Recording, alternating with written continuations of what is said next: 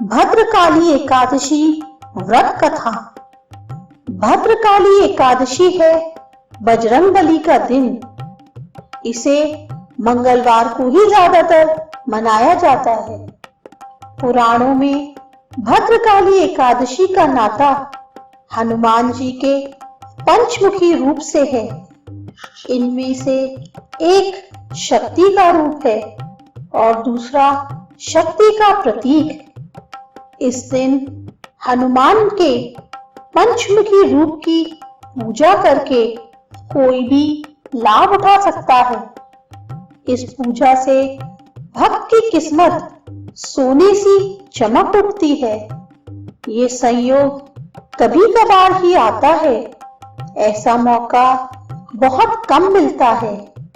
इस तरह के शुभ दिन का इंतजार भक्त सालों करते हैं। एक ऐसा दिन जब भक्तों पर सिर्फ भगवान की कृपा ही न बरसे बल्कि उनकी एक छोटी सी पूजा से समस्त इच्छा पूर्ति का वरदान भी मिल जाए। ज्येष्ठ मास की एकादशी यानी भद्रकाली एकादशी है। पुराणों में इस दिन की बड़ी मान्यता है। कहते हैं एक बार भगवान राम ने अपनी सभा में सभी राजाओं को आमंत्रित किया। काशी नरेश विक्रमादित्य भी इस सभा में शामिल होने निकल पड़े। रास्ते में विक्रमादित्य की मुलाकात देव ऋषि नारद से हुई। नारद मुनि से काशी नरेश ने कहा कि आप भगवान राम की सभा में जाकर सभी का अभिनंदन करें सिवाय विश्वामित्र के। नारद मुनि की ये बात सुनकर काशी नरेश चिंता में पड़ गए और कहा इससे तो विश्वामित्र क्रोधित हो जाएंगे।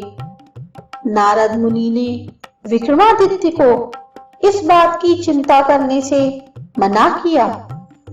काशी नरेश भगवान राम की सभा में पहुंचे और वैसा ही किया जैसा उन्हें नारद मुनि ने कहा था।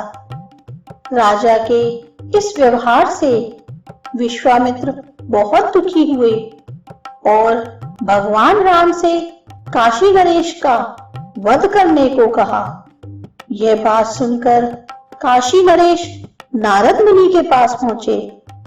नारद मुनि ने राजा को माता अंजनी की शरण में जाने को कहा।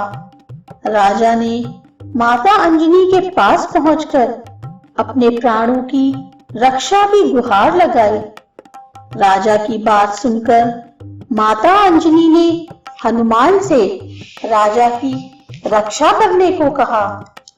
हनुमान के लिए ये बड़ी दुविधा थी क्योंकि एक तरफ उनके आराध्य भगवान राम तो दूसरी ओर माता अंजनी की आज्ञा का पालन करना था।